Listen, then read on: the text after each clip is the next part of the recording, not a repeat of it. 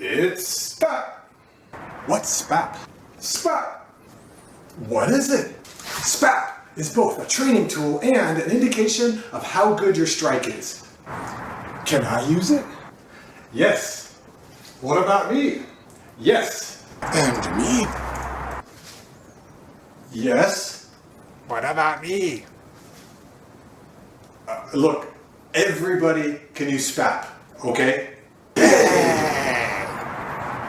So, what does Spap even mean, man? Oh, it's just the sound that the bachi makes against the palm of your hand. Yeah, but, what does it stand for? It doesn't really stand for anything, it's just a sound. Aw, come on, it's gotta stand for something cool. Okay, fine. How about super potent action proficiency? Wow! Spap!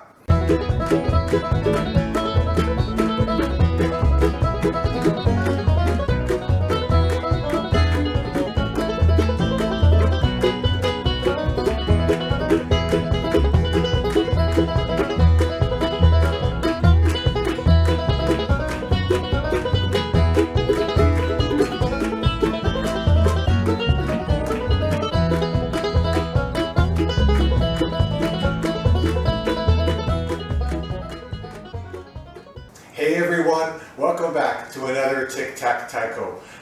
So as you can see, I had a lot of fun with this week's intro. Spap is a tool that I use in my wrist snap and striking workshops. It's always taken well and always proves to be really fun. And I'm really close to my birthday, so I thought, what the hell? I was going to pull out all the stops and have a lot of fun with the intro. So there you go. Okay, so what is Spap really? Spap is onomatopoeia. It's the sound that the butt of the bachi makes when it hits the palm of the hand. It's just like pow or thud or zap, or for taiko players like uchishoga, don and ka. It just describes the sound. With Spap, you can play without actually needing to hit anything.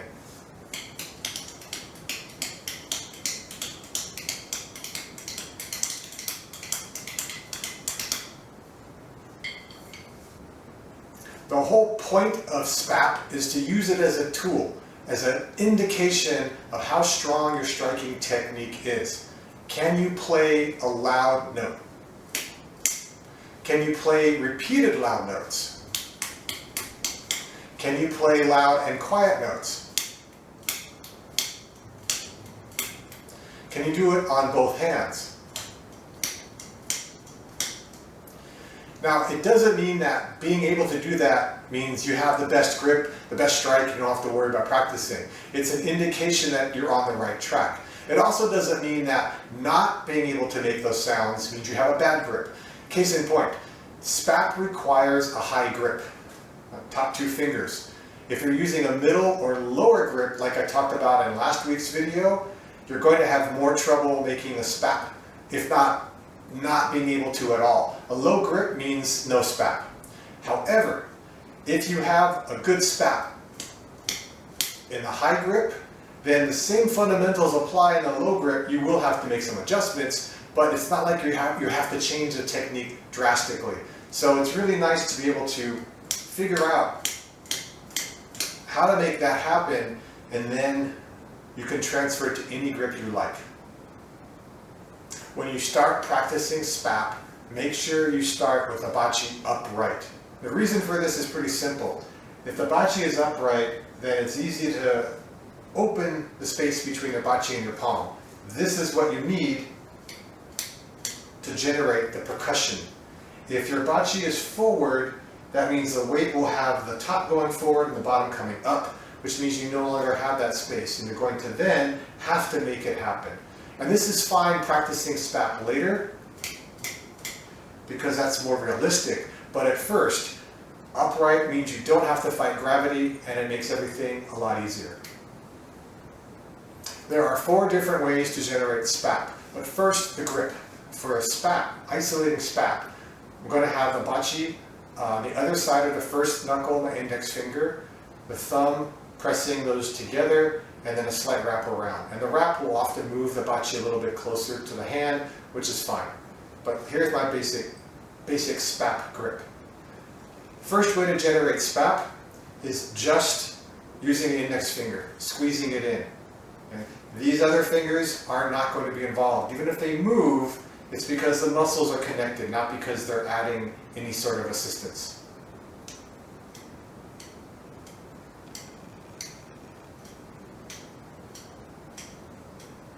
My wrist is moving a little bit. It's really hard not to. I don't want it to, but it's not going to be very strong, very loud, and very spappy, if you will, but you're still able to generate a lot of that closing by pulsing with the index finger. The next way to generate Spap is let the other fingers assist. So you're going to have them resting and then squeeze. I shouldn't say squeeze, think of it more of as a pulse, because squeezing might have you holding it longer than you need to, so think of it more of a pulse or patting. So there's a little bit of strength and squeeze and grip, but it's very quick, and you're releasing as soon as you can. The third way to generate Spap is then to use the wrist. So let the other fingers go away, so I'm back to the first grip, and I'm just going to be bending here.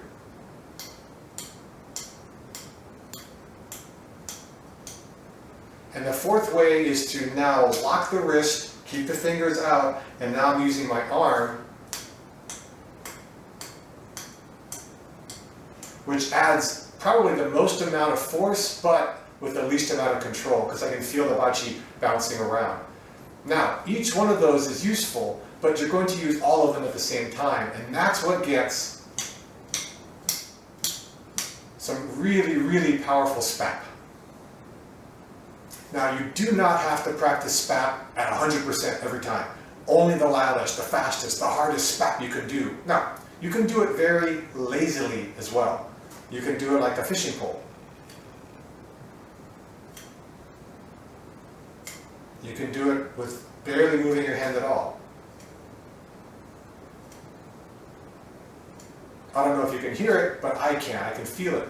Now, you will need a little bit of acceleration at the end of each strike, but that's it. There's hardly any effort placed, and I'm still working on the fundamentals. And then when I want to, I just add a little bit more, a little bit more, a little bit more. So we've been focusing on striking here, and then when you get used to it, down here. But there's no reason why you can't play with the different heights.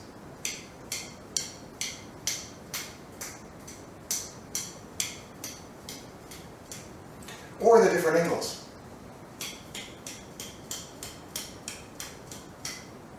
Why would you want to do this? Well, you may be in a position that's really not opportune to strike a drum, or the drum may not be in an opportune position for you to strike it. You also are able to use supportive muscles that help the basic strike that you practice all the time, and that's never a bad thing. And you know what? It's kind of fun. Being able to play up here may not be practical, but if you can do it up here, odds are you can do it down here. There may be a few of you out there who are still not sold on Spap. You might be thinking, well, if I want to practice my striking technique, I'll hit a drum or a drum pad. There's nothing wrong about doing that. I recommend it. I mean, that's what we all do as Taiko players. But you may not have a drum handy or a drum pad. But if you have a bachi and some time, you can use Spap to practice your striking technique. Also, when you strike, whether it's a drum pad or a drum, you've got recoil, you've got rebound, you have extra variables that affect the strike after. And unless I have a perfect strike every single time, that's an extra variable that I probably don't want if I really try to focus on my strike. Also, you've got sound, especially on a drum like a taiko. That's a really loud instrument, and even though you're trying not to listen to it, your brain still is, and it's trying to filter that out while you focus on the strike. So practicing Spap isolates everything right here. And I can hear just a little bit of sound, which I actually want to because that tells me the quality of my Spap.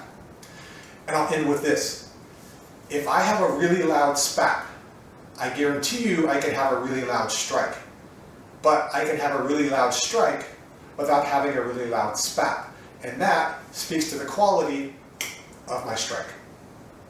Now, if you like this video aside from the introduction, let me know with a thumbs up. If you have comments or questions or suggestions, let me know in the comment section below.